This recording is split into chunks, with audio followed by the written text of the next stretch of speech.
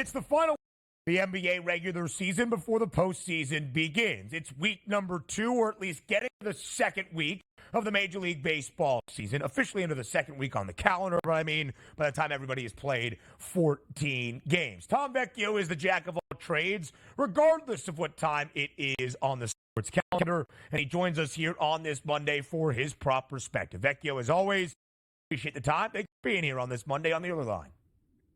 Thanks for having me. Yes, super loaded slate when it comes to the the MLB tonight. Very few NHL games, no NBA games. We obviously have the NCAA final tonight. A lot going on. Like you said, very important time for the NBA. I think we're coming down to literally the last day of the season will determine the standings.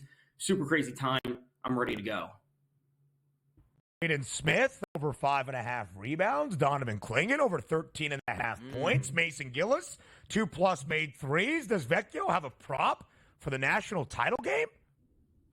I don't. I can't bet on it because I'm in Connecticut. Can't bet on a Connecticut team. So I'm just on the sidelines of this one. Gotta stay local. What a terrible 2 year.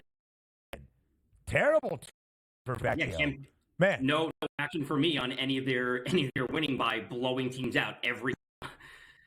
Man, that's tough. All right, but Vecchio, let's focus on basketball. Final week of the NBA regular season. No games tonight as they bow to college basketball, at least on this Monday. But we've got a lot of seeds to figure out in the Eastern Conference. We've got to figure out the Western Conference, 5 through 10, play-in tournament teams, and who might be one of the 6 just to get into the regular playoffs. As you look at the NBA title odds here in the final week of the regular season, what are they telling you about the playoffs on the horizon? It's telling me that we're on seemingly a collision course between Boston and Denver, and those numbers now don't present a lot of value. So I think the best way to approach it is probably going to direct outcome. You can bet on Boston to beat Denver at +5. You can bet on Denver to beat Boston at +700. Betting on a team at 2.5 to 1 or even less than that is not a spot that I would ever be going for. Something before the playoffs even start. So going to a direct outcome is probably the best route, and it's probably what's going to happen. I don't want to see that to happen. I want to see some major upsets, but you want to get a little action on the game at +550. I think that's the best way to go about it. Yeah, pretty crazy here, the wind up and the finish here, which is great for the NBA, and it's also like that slingshot effect. Some teams getting healthy and also winning at the end of the season may be able to do. Talking about doing damage in the regular season, a lot of us in Major League Baseball figured the Dodgers would be doing a ton of damage. And quite frankly, they're doing some damage here early in the 2024 season. But the thing that I know handicappers would love in this one, or should I say gamblers, a -146 price at the FanDuel Sportsbook as a favorite towards the Dodgers as the opening line. It's down to 136. Is that a don't take the Dodgers, or come on now? At -136, where do I sign up between Paxton and Ober? Yeah, it's certainly an interesting movement. They got delayed yesterday with the rain, so maybe some late money getting on to the Twins. I don't have a ton of interest in this game overall. The only spot that I'll be looking is kind of looking at RBI props. And Donnie, you know this. Anytime you get an RBI prop at solid plus money, that's where we're going. It's Freddie Freeman at +150 for an RBI. Like 4 games RBI in that lineup. I'm just banking on the variance. 4.59 implied team total. Bailey Ober at a 453 x and a 45% fly ball rate. Lefties, obviously, Freddie Freeman is elite, top of the lineup. I'll simply take +150 for Freddie Freeman anytime I can get it.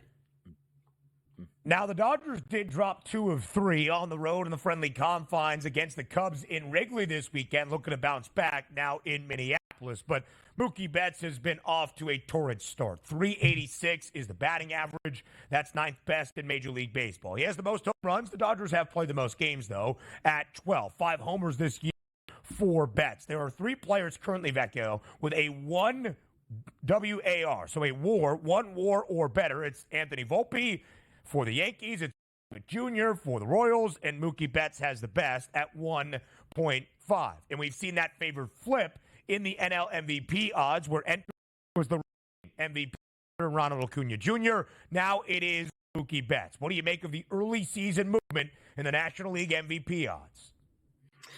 Where it should be. Obviously, Mookie Betts is off to a phenomenal start. My fantasy team thanks him for that. When it comes to right there, the only player I would be willing to take a bit of a longer shot on is Pete Alonso at 3,000. I talked about Alonso before to lead the league when it comes to homers. I don't have interest in that number, but if I think he has the skill to do that, the MVP odds should have him at one of the top if he's able to get to leading the league in home runs. So I want to kind of rate those markets. His lead the league home run odds right now are 12-1. If those drop to about 15-1, that's where I'm going to be looking to jump in. He has the skill to do it. That lineup not looking so good right now, though. Cubs going out west tonight to take on the Padres. It's going to be Assad versus Darvish. You take a look at that opening number at night here, overnight, I should say, minus 138 as a favorite. FanDuel Sportsbook towards the Padres. That line now sits at 134, so coming down slightly, and a total of 7.5 to early to a 6-3 start. Can the good vibes continue out there on the West Coast for you, Petco? I think they have a good West Coast trip. I don't know if it starts tonight. I was on some Darvish unders. I talked about it with Kevin on Game Time Decisions over the past few weeks about Darvish unders. I think this might be the time to take a Darvish over 5.5. It is sitting at minus 140, minus 145. Good matchup for him. The Cubs, like you said, they're off to a good start, but Darvish had that extra start in South Korea when they were there playing the Dodgers. So his pitch count is fully built up, and he should be ready to go well into the 90s. So I'm an over in 5.5 for Darvish tonight. So the Chicago Cubs over in 6 of 9 games. They dropped their first 2 games of the year. Now the Cubbies won 6 of their last 7, playing with some momentum, but the road underdog tonight in San Diego. 2 surprising starts, Vecchio, for the Tigers and the Pirates. Buck goes off to an 8-2 start. The Tigers 6-3. They face off today in Pittsburgh. Who keeps the strong start going? I wouldn't mind taking the Tigers in this one. I think they have a good mix of everything. I think Mitch Keller hit his ceiling last year. I'm not sure if this is going to be the best season for him, but I still have interest when it comes to the Pirates' bats. On the other side is a young, really unproven pitcher for the Tigers. Last year, he was slugging to lefties, 1.21 home runs per 9, a 41% fly ball rate, and a 37% hard contact rate. So let's go to O'Neal Cruz for 2+ total bases. We have 2 because he only played last year with the injury. WRC plus 240 ISO and a 39% hard contact rate versus righties is a spot that I'll be taking every time I can get it. How about this spot? First place versus last place here as we take a look at the AL West, and that's Houston in last place with the Oakland Athletics. First place here as we sit. A total in this game that sits overnight at 9.5, which now dropped to 9, and a total that, look, double digits going to get it done today. I think it stays under. But if we're looking at the side itself, a minus 130 favorite for Houston overnight, now a minus 142 favorite here. It's Valdez versus Heaney, battle the lefties today. What are we saying about Houston as the favorite here on the road? I think that's certainly fine. I think it comes down to the line for the Astros just being better. Heaney can certainly get the strikeouts going, but he struggles a lot versus righties, like big time. So I have a lot of interest in Jose Altuve for 2+ total bases. I will also say Jose Altuve for 2+ hits is at plus 210. Obviously, you can get to 2+ total bases and only having 1 hit or double home run might be, but 2+ total hits. Right. I will say I'm not a big believer in BVP bat versus pitcher. Altuve has really good success against Heaney, but that's just because Heaney's not great versus righties. Last year, 1.64 home runs per 9 and a 4.48 slugging last. So Altuve, who doesn't strike out a ton and has a 136 WRC plus versus lefties last year, I'll take Altuve for both 2+ total bases and 2+ hits tonight. The Yankees about to start their 4th series of the year. They have been victorious all 3 prior sets. Sweep of the Astros to start the year, win over the D-backs, series win over the Toronto Blue Jays in the home opening weekend series of the year for the Yankees in the Bronx. That's where they remain. Good weather in the Northeast to start off this week. And the Miami Marlins, Tom Vecchio, winless no more. Win number 1 in their first 10 games. The Fish, though, still 1-9. Can they maybe squeak out win number 2 tonight in the Bronx?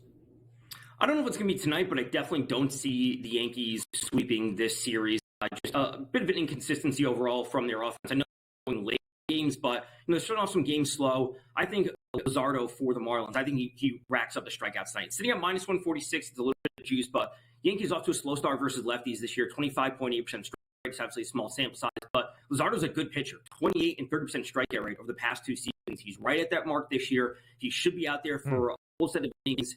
The walks can be a slight issue for him, but so if you can keep the pitch count under control, I'm not going to be surprised to see 6 or 7 strikeouts from him tonight. Much like the NBA, the NHL also coming down the backstretch. 2 games tonight, one at 7 o'clock, one at 10 o'clock. Pittsburgh and Toronto. The Vegas Golden Knights taking on Vancouver. Take a slight favorite here for VGK. Actually, look, this moves over to Vancouver at a minus 120 price. Now, and a heavy favorite for Toronto at 166. What are some looks tonight on the ice for you, Tom? That would be the under for the Penguins and the Maple Leafs. High priority game for the Penguins. They've kind of turned up as of late, picking up a lot of points. I would go to the under in that game. I would also look to Crosby over 2.5 shots. It's sitting at like minus 150, minus 140, where we can find it. Always the best lines available. But if Crosby ends with 2 or 1 shots tonight, something went wrong for the Penguins in not a must-win game, but it's approaching. He has 26 in his last 10. I would also look to Vegas on the money line. Tomas Hertl, their big addition at the trade deadline from the San Jose Sharks, is activated off of IR, and he's going to be playing tonight, like Vegas tonight as well. It's a very competitive playoff race, the Metropolitan Division in the Eastern Conference. The Pens, one of 3 teams right now with 83 points. Those the Stanley Cup odds. Regular season of the National Hockey League scheduled to come to a close a week from Thursday. Tom Vecchio, get the time as always. Let's show it one final time. Tom's top props for this Monday night. And if he gets over to New York, maybe Mason Gillis 2+ 3-pointers for Purdue in the national championship game as well. Vecchio, as always, we appreciate the time. Thanks for the prop perspective. Thanks for